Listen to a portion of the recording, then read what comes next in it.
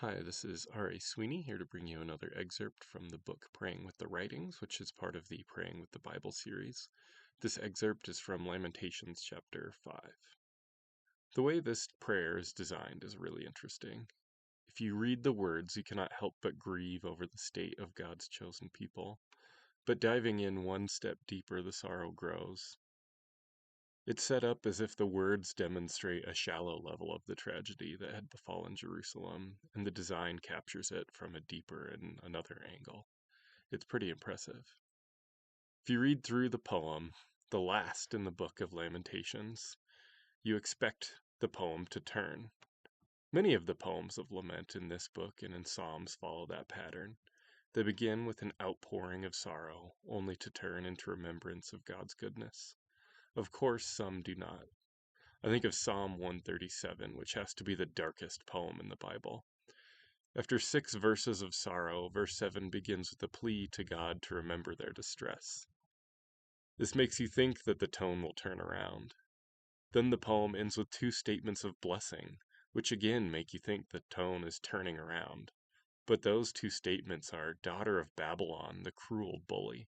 The good life belongs to that which makes whole to you your treatment with which you treated us.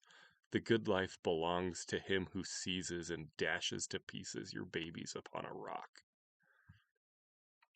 This poem feels a lot more like that one.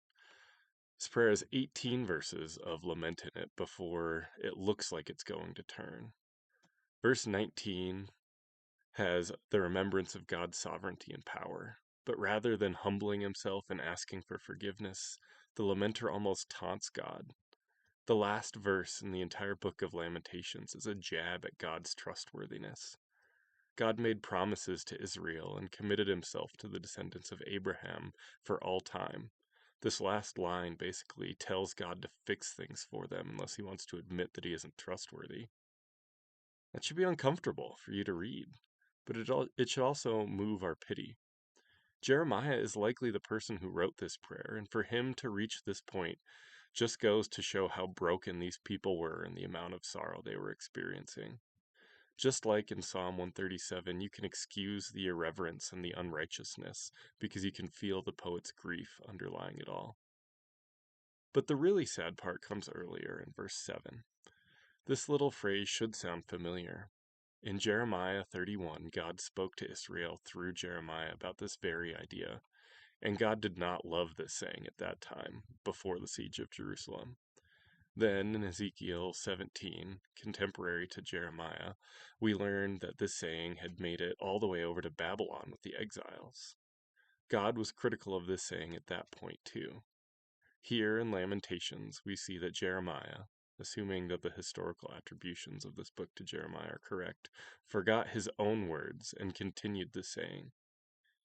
We see in the accounts of the gospel that this saying continued for hundreds of years in Jewish culture, which brings us back to the most tragic part of this poem. The people didn't learn their lesson. The tragedy that had befallen the people was not enough to break them of their misunderstanding of God. That is the real tragedy. I think the big takeaway from this poem, like Psalm 137, which did not make the book Praying with the Book of Praises because there's no prayer in it, is that God welcomes our emotions. Psalm 137 is a hateful and wicked poem. This one turns all of that hate in God's direction, but yet both are scripture. Even in the most intense emotions, God considers our grief and our anger to be holy. Not that they are righteous, not that they're good or acceptable, not even to say that they're not sinful, but they're true. They're raw. They're us. So when we bring those parts of us to him, it is still a prayer. It's still an offering. It is still something he will accept from us if we bring it to him. But he won't leave us there.